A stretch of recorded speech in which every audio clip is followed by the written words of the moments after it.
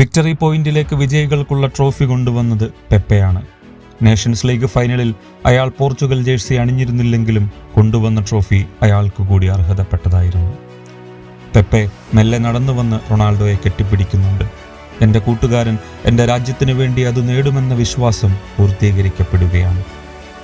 ഓർമ്മകളെല്ലാം പൊടുന്നനെ കഴിഞ്ഞ വേൾഡ് കപ്പിൻ്റെ മൈതാനത്തു നിന്നും കരഞ്ഞുകലങ്ങിയ കണ്ണുമായിറങ്ങിയ ഒരു മനുഷ്യനിലേക്ക് എത്തുകയാണ്. അയാൾ വ്യവസ്ഥകൾക്കൊരിക്കലും പ്രിയപ്പെട്ടവനായിരുന്നില്ല. ചിന്തിച്ചു നോക്കൂ, നമ്മളായിരുന്നെങ്കിൽ എന്നെയെല്ലാം അവസാനിപ്പിച്ചേനെ.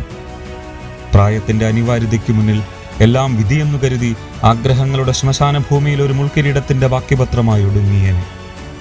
പക്ഷേ അയാൾക്കങ്ങനെ അവസാനിപ്പിക്കാൻ സാധിക്കില്ലല്ലോ. പലപ്പോഴും ഓർക്കാറുണ്ട്, ഈ ലോകം മുഴുവനും എതിര് നിൽക്കുമ്പോഴും അയാളുടെ പകുതിയോളമെങ്കിലും ആത്മവിശ്വാസമുണ്ടെങ്കിൽ കാലം നമ്മെ വിജയകിരീടം അണിയിക്കും. ഞാൻ എൻ്റെ രാജ്യത്തിനു വേണ്ടി ഒരുപാട് തവണ കരഞ്ഞിട്ടുണ്ട്, സന്തോഷത്തിലും ദുഃഖത്തിലും.